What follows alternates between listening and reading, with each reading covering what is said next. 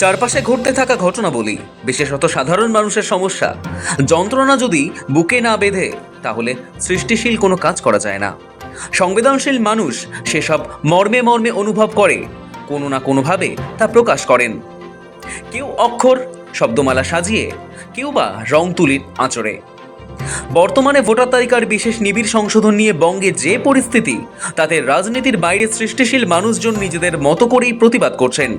কিন্তু এবার মানুষের হয়ে রাজনীতির মাধ্যমে এসআইআর এর প্রতিবাদ ছাড়াও কলমের জোরে গর্জে উঠলেন তৃণমূলের সর্বভারতীয় সাধারণ সম্পাদক অভিষেক বন্দ্যোপাধ্যায়। রাজ্যের প্রশাসনিক প্রধান সুপ্রিমো মমতা বন্দ্যোপাধ্যায়ের লেখা কবিতার সঙ্গে বেশ ভালোই পরিচিত আম বাঙালি, কিন্তু দলের সেকেন্ড ইন কমান্ডকে খুব একটা এই পরিসরে দেখা যায়নি। এবার ব্যতিক্রম। রক্তরাঙা প্রেক্ষাপটে লেখা কয়েক ছত্র, যার মধ্যে রয়েছে ক্ষোভ, যন্ত্রণা, প্রতিবাদ তথা ইতিহাস কাঠগড়ায় দাঁড় করানোর আহ্বান। একটি কবিতা স্বরচিত প্রকাশ্যে আনলেন তৃণমূল কংগ্রেসের সর্বভারতীয় সাধারণ সম্পাদক অভিষেক বন্দ্যোপাধ্যায়। তার লেখা কবিতার ছত্রে ছত্রে উঠে এলো জনতার উপর শাসকের কথা। কবিতার নাম আমি অস্বীকার করি। কবিতার শুরুর কয়েকটি লাইন এরকম: আমি অস্বীকার করি এই হঠকারিতা, এই তালিকার শাসন, এই ভয়ের রাজত্ব। আমি অস্বীকার করি রাষ্ট্রের নামে রক্তের ঋণ। আমি অস্বীকার করি রক্তের উপর কালি শাসন। প্রতিটি শব্দ কথাতেই সাম্প্রতিক এসআইআর এর পরিস্থিতির ভয়াবহতা, যন্ত্রণার প্রতিফলন। অভিষেকের কবিতায় উঠে এসেছে এসআইআর এর প্রক্রিয়ার মাঝে জনতার ওপর চাপিয়ে দেওয়া নিয়মাবলীর প্রতিবাদ। এখনো পর্যন্ত এই কাজে 150 জন মানুষের মৃত্যু হয়েছে। সেই সংখ্যা উল্লেখ করে অভিষেকের দাবি, এটা শুধু সংখ্যা নয়, এ রাষ্ট্রে লাগানো আগুনের চিৎকার। এসআইআর পদ্ধতির সারবত্তাহীনতাকে নিশানা করে তিনি লিখেছেন, রাষ্ট্রের খাতায় ঠাঁই পায় প্রাণের বদলে পরিসংখ্যান, অথবা শাসকের বুটের তলায় পিষে যায় বিবেক, সত্য আর সম্মান। ইতিহাসের কথা মনে করিয়ে দিয়েছেন অভিষেক বন্দ্যোপাধ্যায়। তার কবিতায় উঠে এসেছে আর ইতিহাস, অথবা সে ক্ষমা করে না, সে তালিকা পড়ে না, অথবা ইতিহাস মনে রাখে কে রুখেলো, কে লড়াই করেছিল, কে দাঁড়িয়েছিল, কে আগুন জ্বালিয়েছিল।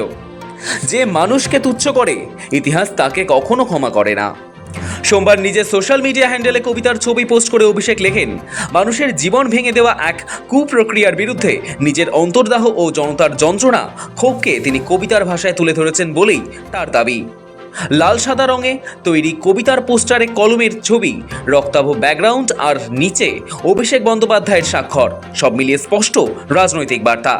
গত 4 ফেব্রুয়ারি দেশের ইতিহাসে নজির গড়েন বাংলার মুখ্যমন্ত্রী মমতা বন্দ্যোপাধ্যায়। মুখ্যমন্ত্রীর পদ থেকে প্রথমবার কোনো মুখ্যমন্ত্রী হাজির হন দেশের শীর্ষ আদালতে। সেখানে সওয়াল করেন তিনি। এসআইআর প্রক্রিয়ায় বাংলার মানুষের হয়রানি তুলে ধরেন মমতা।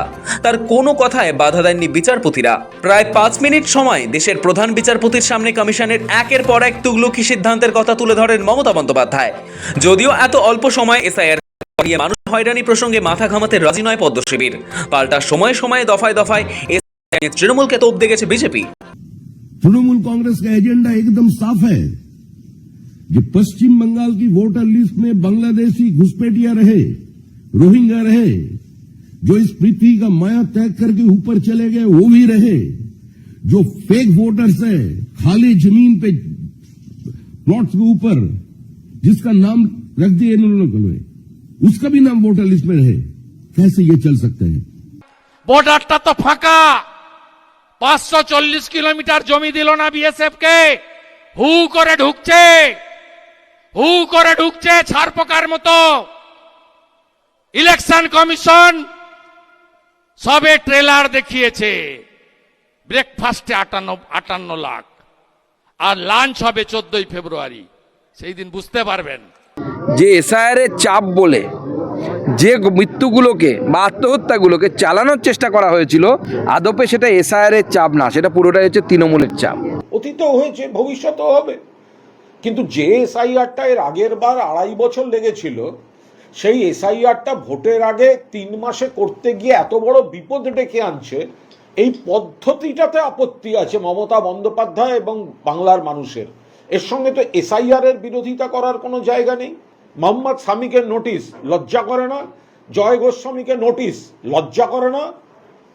পরিচিত সাংসদ দেব নোটিশ, কত মানুষকে নোটিশ, তো মমতা বন্দ্যোপাধ্যায় লড়াইটা কার জন্য করছেন? যে মানুষটা নাকে অক্সিজেনের নল, অ্যাম্বুলেন্সে করে হাজিরা দিতে যেতে হচ্ছে, যে দাদু যে দিদিমা হাঁটতে পারেন না, বেঁকে গেছেন, কষ্ট হয়, তাদেরকে এসে লাইনে দাঁড় করিয়ে রাখছেন। মমতা বন্দ্যোপাধ্যায় তাদের হয়ে লড়াই করেছেন। আজকে যারা নিন্দা করছেন,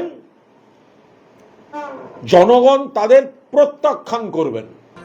অভিষেকের দীর্ঘ কবিতায় যেভাবে এসআইআর পরিস্থিতি যন্ত্রণার কথা উঠে এসেছে, তাতে আরও স্পষ্ট পথে প্রতিবাদ কিংবা কলমে বিদ্রোহ, সর্বশক্তি দিয়ে এর বিরোধিতায় সুর চড়াচ্ছে তৃণমূল। এর আগে মুখ্যমন্ত্রী মমতা বন্দ্যোপাধ্যায় এসআইআর এর প্রতিবাদে 26টি কবিতা লিখেছিলেন। এবার সেই তালিকায় যুক্ত হলো অভিষেক বন্দ্যোপাধ্যায়ও। সাম্প্রতিক সময়ে ভোটার তালিকার সংশোধন এবং তা ঘিরে বিতর্কের মাঝেই অভিষেক বন্দ্যোপাধ্যায়ের এই কবিতা ও পোস্ট তাৎপর্যপূর্ণ, যার ছত্রে ছত্রে রয়েছে বর্তমান রাষ্ট্র এবং তার শাসকদের বিরোধিতা। তবে অভিষেক যে ধরনের শব্দ ব্যবহার করেছেন তা সাধারণত তৃণমূল নেতাদের কথায় শোনা যায় না। সেই সূত্রেই অনেকের কৌতূহল, কবিতাকে অস্ত্র করে কি অভিষেক আসলে বিজেপি বিরোধী বাম মনস্ক জনতার কাছেই বার্তা দিতে চাইলেন? সদ্য সমাপ্ত আন্তর্জাতিক কলকাতা বইমেলায় মমতার 9টি নতুন বই প্রকাশিত হয়েছে। তার মধ্যে একটি কাব্যগ্রন্থ রয়েছে। মূলত এসআইআর এ মানুষের হয়রানি ও মৃত্যু নিয়েই কবিতা লিখেছেন তৃণমূলের সর্বময় নেত্রী। সেই বিষয়ে এবার কবিতা লিখলেন অভিষেকও। যদিও পোস্টে সরাসরি কোনো বিষয় বা প্রতিষ্ঠানকে নাম করে উল্লেখ করা হয়নি, তবুও কুপ্রক্রিয়া, মানুষের হেনস্থা এবং ইতিহাসের কাঠগড়া, এই শব্দবন্ধের রাজনৈতিক ইঙ্গিত স্পষ্ট। ব্যুরো রিপোর্ট, সময়, কলকাতা।